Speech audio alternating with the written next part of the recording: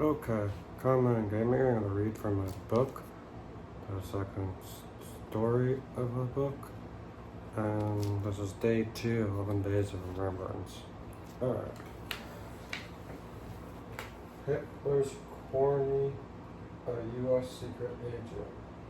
Soon after the out from Austrian House Parliamentary Adolf Hitler seized power in Germany in early 1933, he appointed a long-time corny Ernest Fendrist Fiscal to the infamous and influential post of foreign press secretly for the National Socialist German Workers' Party, which came to be known as the Nazis.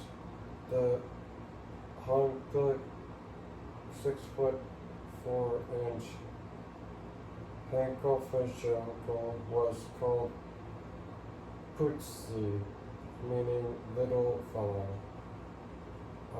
Journal decided the Fashion Putzi was highly regarded by Hitler, who enjoyed having him around. The affection was not shared by other Nazis. Big shots such as Hermann Goering, Rudolf Hess, and Hitler who thought of Pazzi as an obnoxious loudmouth. He stood in the Nazi hydrant and except with Hitler plunging even deeper with as a crowded official by Berlin elite, but he started it at the Joseph Paul Gosselin and propaganda minister was a sweat-headed dirty dog who had a German father and an American mother, had lived in Germany during his youth. He went to the U.S. after World War I to enroll at Harvard, earning a degree in business administration. Soon after, he returned to Germany in 1923, 100 years ago.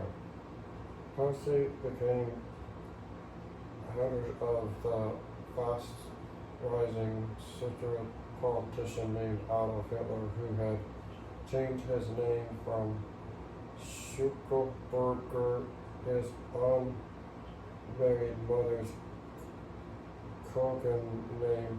Hitler was making fire-burned speeches in Munich, beer halls, and trying to enlist to join his tiny Nazi party. Hitler after Hitler did loyal even Nazi leader and arrested on November 8, 1923 for trying to take over the Bavarian government in Munich. Hitler and his assistant Rudolf Hess were tried in court and found guilty and pressed for 3 years. When his idol was feared, the faithful Pazzi was there to greet him. Years later, in early 1937, Pazzi became the target of unknown parties.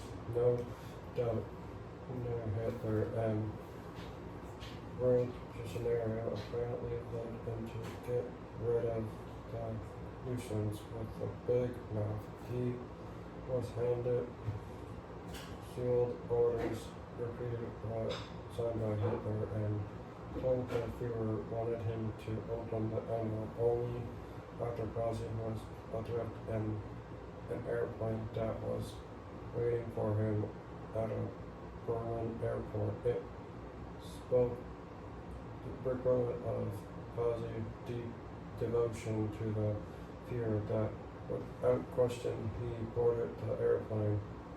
Nor apparently did he think it strange that the aircraft windows had been blacked out. Soon after the plane was in the sky, Pazzi read the orders that stated that he was to parachute into Spain where a bloody civil war was raging. Then he was to report back to Hitler in the performance of the Condor Legion. The 5,000 German volunteers the Fuhrer had sent to help Grosso Bordo, where Francisco naturalists fight the communist insurgents being backed by the Soviet Union. Because the windows had been blacked out, Ozzy could not tell what the airplane was flying in circles above Germany to speculate a flight over the Tundra prairies along the Spanish-French border. Apparently, the pilot landed to refuel. Carefully, Ozzy contacted that he had been set up. The influential laws in Berlin had got considered to eliminate him, which many very well had been the case. So at the field stop, he bolted from the plane and made a dash for a railroad station a short distance away. No doubt he was astounded to find that he was still in Germany, not in France or Spain. He went to the run, not halting until he had made his way to England.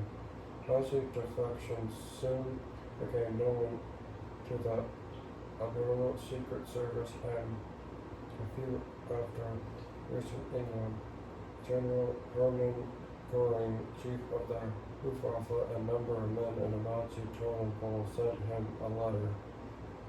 We only wanted to give you an opportunity of taking over some rather overchoosing measure you had made. The Göring said that he assured that the defector that there was no hard feelings against him in Berlin, and that he had Berlin's word of honor that he would be safe in the Third Reich.